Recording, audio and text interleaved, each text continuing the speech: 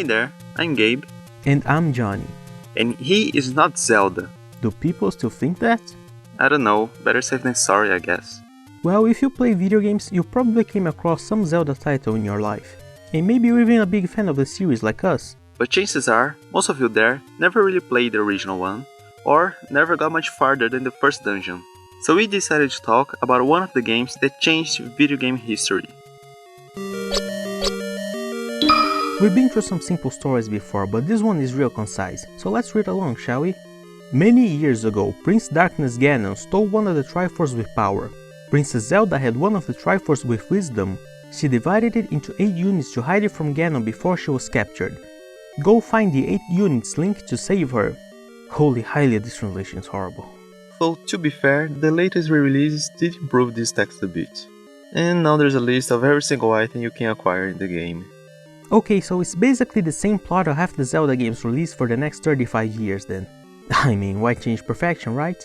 Here we can already see some of the things that got changed over the years, like the second N in Ganon and the naming of the Triforce pieces.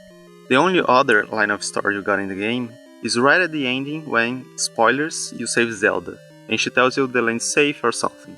If you want more backstory, you must go to the instructions booklet that came with your copy of the game. Hey, where's our copy for the Switch? Oh, look at that.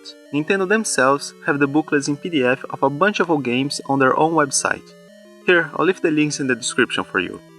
Hey look, so Zelda's handmaid Impa was the one that sent Link in his quest, even though she's nowhere to be seen and is never mentioned in the game. Wow, it was really hard playing games back then. I suppose it will always be a physical impossibility to fit such a large story in such a small cartridge, right?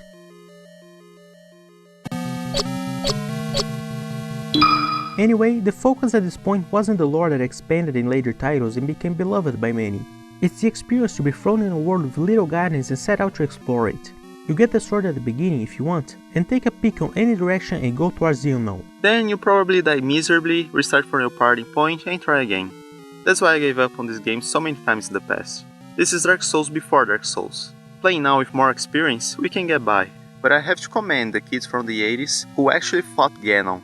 Hey, should I type Ganon with 1 or 2 N's in the subtitles? The hell if I know. The game is separated in 9 dungeons, 1 for each Triforce unit, and 1 for Ganon's lair, plus the vast overworld of Hyrule. Most of it is pretty passable. That booklet tells you where the first few dungeons are, and in each one there's an old man with a hint that can help you find the next ones. Just the last 2 dungeons escalate absurdly in difficulty, bordering unfairness. The controls are as simple as they get, especially because the NES only had 4 buttons and a D-pad. You use the A button to poke enemies to death with your sword, and the B button for every other item in the game. So if you want to use something different, you need to pause, select the item you want, unpause and then use it. Imagine the Iron Boots in Ocarina of Time but for literally everything. Like we said, 4 buttons. You can only do so much. And for walking, you guessed it, the D-pad. Although it does take some getting used to it, especially after playing so many recent games. That is because Link only walks in 4 directions, up, down, left and right, no diagonals. So it can get a little bit tricky in dodging enemies, projectiles and backstabbing those dark nuts. You were supposed to take your time, learn the game's secrets, and share your finds with your friends. That is, before internet walkthroughs came into existence, and completely butchered the concept Miyamoto had for the game. There are no cracked walls indicating where hidden caves might be, so all you have to do is blindly place bombs everywhere and torch every forest in your way to find a few secrets, and hear about others from someone.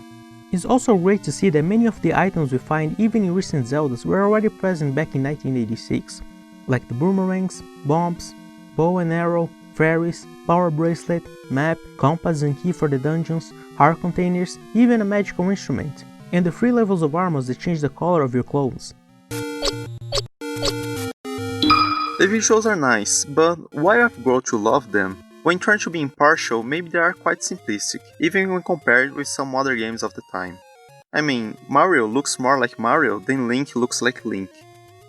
Some enemy designs are pretty good and remain to recent generations, but I'll say the art style wasn't such a focus on this game as it became in A Link to the Past and afterwards. Here the experience was the main feature, with an epic track pushing you forward while adventuring the land, and an ominous music while exploring the dungeons. The soundtrack is probably the most influential in gaming history, since the Super Mario Bros. Overworld theme, also composed by Koji Kondo, came to be the series' main theme. And legend says the title screen arrangement was pulled in an all-nighter before the game's launch, and it still sounds just as epic today as back then. The original The Legend of Zelda for the NES is still worth playing. It is not a long game, but it wasn't made for you to play for a week in a rush. The difficulty and secrets try to keep you from going too fast. If you have the time, try to play as it was meant. No walkthroughs, no guides, and certainly no save states. I dare you. And appreciate the journey more than the goal. Well, that'll be all for today. Please remember to give this video a like if you enjoyed, and consider subscribing if you want to see more videos like this. It takes only a few seconds and really helps us. And if you want to check out our last review, you can click here. It was Breath of the Wild. It was Genshin Impact. What he said. See you next video. Bye.